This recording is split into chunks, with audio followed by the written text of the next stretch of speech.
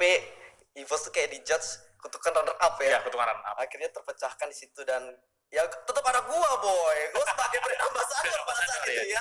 Jadi ya oke lah, gua merasakan sedikit euforia juara. Tapi kita mungkin ini sedikit bahas ke e-sport as bisnis dan pro player entertainnya.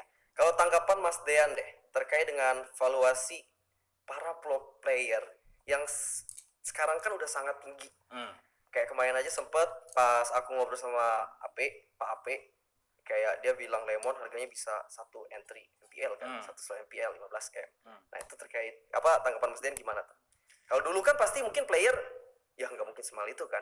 Iya, bisa dibilang. Dulu sih nggak ada kontrak-kontrakan, Jo. Langsung kayak pindah-pindah, Main gitu ya. coaching, Nah. nggak ada kayak gitu-gitunya. Nah, itu gimana Mas? Ya cuman ya pastilah ya, maksudnya value player kayak apalagi levelnya S Lemon. Mungkin juga kalau kita sebelumnya masih sampai sekarang punya Aura dan Just No Limit, aku juga pasti sama. Maksudnya naruh harganya atau misalkan value, aku nge-value mereka, itu pasti sama lah. Bisa dibilang mungkin bisa selevel se-entry MPL ya harganya. Pasti sama lah ya, soalnya ya dengan value di luar dari pro playernya sendiri, mereka pun kan bisa dibilang bintang di luar. Lemon juga icon, mereka juga ya, makanya harusnya sih mereka satu level. Jadi ya kalau dibandingkan dengan dulu ya nggak bisa dibandingin sih dulu. Yang aku tadi bilang, mention diulang lagi bahwa apa namanya nggak ada value-nya lah. Maksudnya kalau player dulu mau pindah tinggal pindah, ini tinggal pindah. Kalau sekarang kan harus ada transfer, semuanya jelas. Ya kurang lebih seperti itu. Emang dari pas mungkin bisa dibilang pas Mobile Legends lah ya. Iya. Dengan Mobile Legends semakin gede dan e-sport pun melihat itu mungkin ini bukan hal yang kecil lagi gitu kan. Dari tim-timnya juga kayak bukan sekadar kita pindah pemain pindah tim ya pindah aja gitu kan. Pasti ada kayak hitam di atas putih juga, semuanya terkait dengan kontrak juga kan. Iya, terkait dengan kontrak juga. Tapi ini kan udah kita menyinggung tadi harga segalanya. Kalau tadi kalau kemarin RRQ kan udah ngasih tahu Lemon tuh segitu. Nah ini kalau personal sih dari aku penasaran banget. Oke. Kalau untuk EVOS, ini kok nggak tanya playernya. Siapa sih yang memiliki harga paling tinggi? Karena dari player dari EVOS season 1 deh sampai sekarang. Misalnya masih ada Justin, masih ada Eko. Dan berapa? Kalau disuruh milih satu, aku go with Eko lah. Eko. Ya, aku bisa bilang ya mungkin mirip-mirip se-entry level MPL lah ya, $1 juta. $1 ya bisa dibilang itu udah banget ya, minimal banget ya. Bukan berarti aku waktu itu mau jual dia atau gimana ya, sama lah mungkin ya. Ya maksudnya kalau di value mungkin sebesar itu sih Eko. Oke, berarti emang setara lah ya Mas ngeliatnya kayak dia dengan Lemon ya. Ya top player lah menurut aku sih, top 2 lah, top 2 player apa namanya icon dan player ML di dunia ya. Lemon sama Aura. Oke, tapi kalau misalnya kita ngomongin harganya kan sama, kurang. Jadi kita udah tahu lah, para viewers, aku mungkin ngeliat Eko dan Lemon tuh suka dibandingkan. Kalau RRQ punya Lemon, EVOS dulu punya Eko. Gitu. Tapi kan tadi harganya udah mungkin sekitar gitu. Cuma kalau dari gaji, misal gaji seorang Aura, itu kisaran berapa sih Mas? Pas dulu masih sebagai pro player. Kisaran? Wah ini sih. Atau misalnya nggak ada kisaran langsung yang tertera berapa? Janganlah, maksudnya ini apa?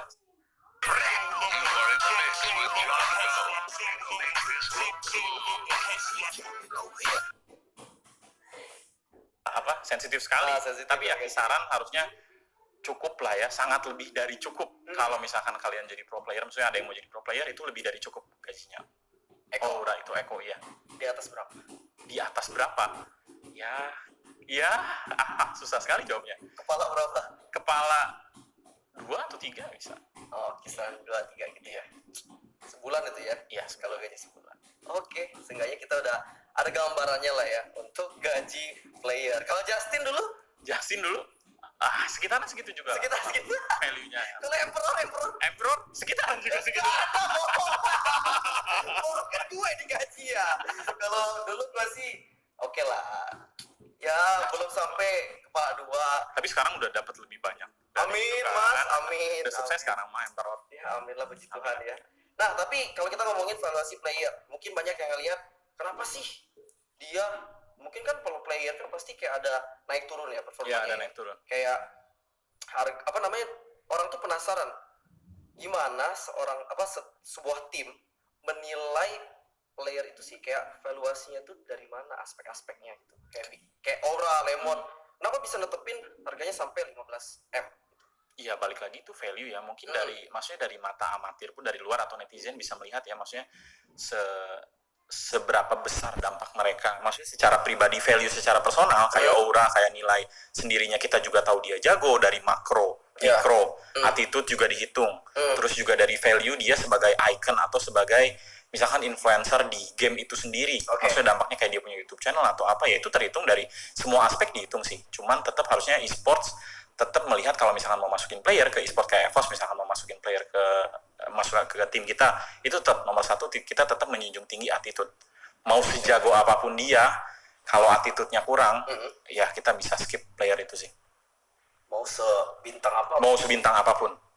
Oke, jadi emang tetap attitude number one ya. Sayang sekali kalau misalkan player jago tapi nggak punya attitude yang toxic di tim, ya timnya juga nggak akan kemana-mana sih harusnya. Benar, karena emang ini game, terutama Mobile Legends ya, bukan play as a personal gitu kan, memang play as a team. Jadi attitude tuh benar-benar dijunjung tinggi lah ya. Ya, ini general bukan ML, kayak general seluruh game. Semua game ya. Semua game. Jadi teruntuk kalian para penonton, apalagi yang mimpinya, kan kita nggak tahu pasti mereka ada mimpi join EVOS atau join tim lain, itu ya attitude udah paling penting lah ya.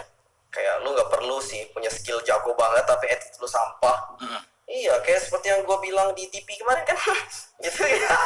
Dijadiin meme kayak editor berkelas segala macam, mas. Kan gue kan kayak sok keren kan kalau di TV kan. Ya emang keren sih sebenarnya, cuma ya gitulah. Tapi kalau ngomongin gaji, ngomongin harga player di Indonesia, terutama emang di e-sports itu kayak cenderung masih tertutup. Contoh kayak kemarin ketika EVOS membeli seorang G, itu kan kayak cuma samar-samar doang, atau harganya itu katanya 300 gitu kan, atau 200 sekian. Udil 300, Sans berapa? Nah, ini Sans tuh kalau gua denger-denger di atas Udil pastinya. Terus, tanggapan Mas deh terkait dengan kayak tertutupnya informasi terkait harga player, gajinya, itu gimana Mas? Kayak apakah itu suatu hal yang baik, menguntungkan buat dari sisi Mas, atau Mas pengennya tuh kayak harusnya ya terbuka aja lah gitu? Itu sih balik lagi dari timnya masing-masing ya. Kayak dari deal awal, mungkin di Indonesia sendiri memang belum ada regulasi yang khusus, kayak misalkan sudah ada aturan khusus yang memang harus dibuka atau tidak. Itu balik lagi dari deal-dealan pertamanya dari masing-masing tim. Kayak misalkan kamu tim B, aku tim A, aku beli player kamu, ya kalau misalkan kita setuju untuk tidak dipublish, ya tidak dipublish. Tapi kayaknya sih apa ya, lebih ke kayak misalkan kesannya tuh kayak banyak duit banget gitu, kayak beli player tuh. Jadi rata-rata sih harusnya e-sport untuk sekarang ya pada menutup yang seperti ini. Sebelum ada memang regulasi khusus, misalkan dari liganya sendiri nih, dari Muntun memang dibuat akan di-announce atau press release atau press conference gitu.